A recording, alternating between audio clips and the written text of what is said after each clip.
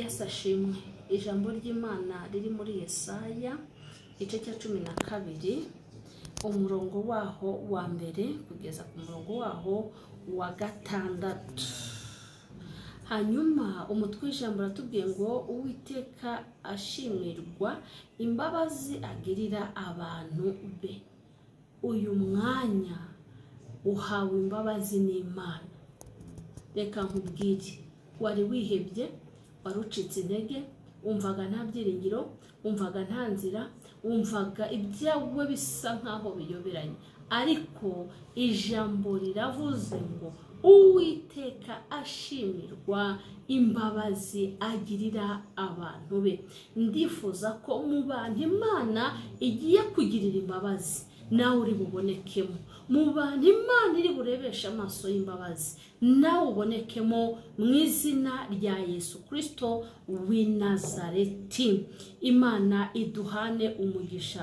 Ngubwo uwo munsi uzavuga uti Uwiteka ndagushimiye yuko nubwo wandakariraga uburakari bwawe bushize ukampumuriza.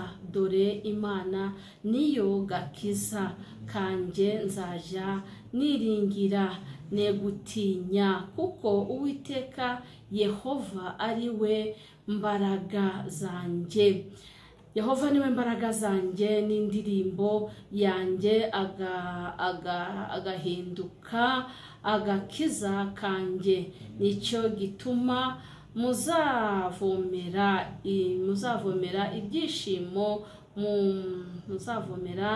ibyishimo mu mariba y'agakiza. Kandi ubwo uwo munsi uzavuga uti nishimiye Uwiteka wampaze inzira ye. Mwamamaze imirimo ye mu mahanga, muvuge yuko izina rye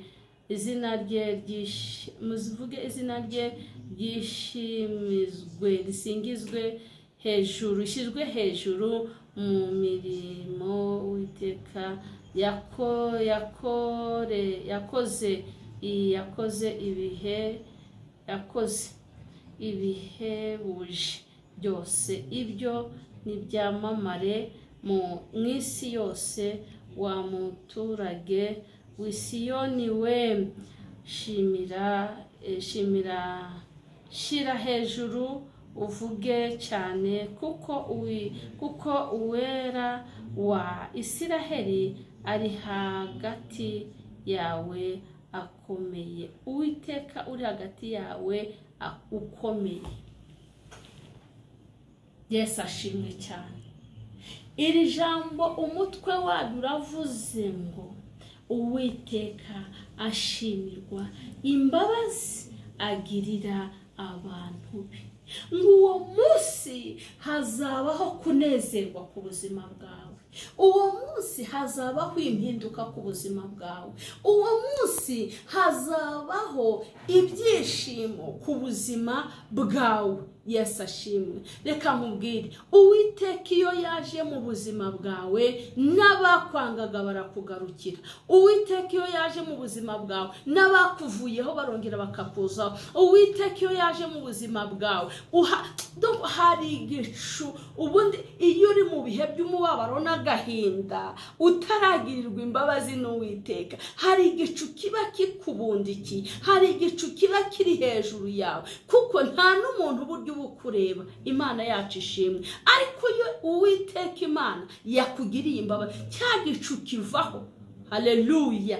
Cya gicu kivaho ugatwikururwa. Iyo watwikuruwe akazi karaboneka. Iyo watwikuruwe business zigenda neza. Iyo watwikuruwe urubyaro ruraboneka. Iyo watwikuruwe abana bagira ubwenge. Iyo watwikuruwe urugo rwawe rurakomera. Haleluya. Iyo watwikuruye urubanza rwawe urarubona ugatsinda. Iyo watwikuruwe uravuga bikumvikana. Iyo watwikuruwe utumirwa mu manama y'ubukwe kandi alamine draisire glory iyo watwikuruwe nshuti yanjye ijuru rikwigaho n'isi kakwigwaho.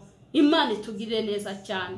Ndakwifuriza gutwikururwa. Haleluya. Ndakwifurizwa kugirirwa neza n'Imana. Ndakwifuriza kubona imbabazi z'Imana. Yesu ashimwe. Iri jambo riratubwiye ngo imbabazi, Uwiteka ashimirwa imbabazi agirira abantu be. Reka mvugane nawe muntu ufite gutera ubwoba, ufite guhanura ibintu by'iterabwoba, Imana igira imbabazi.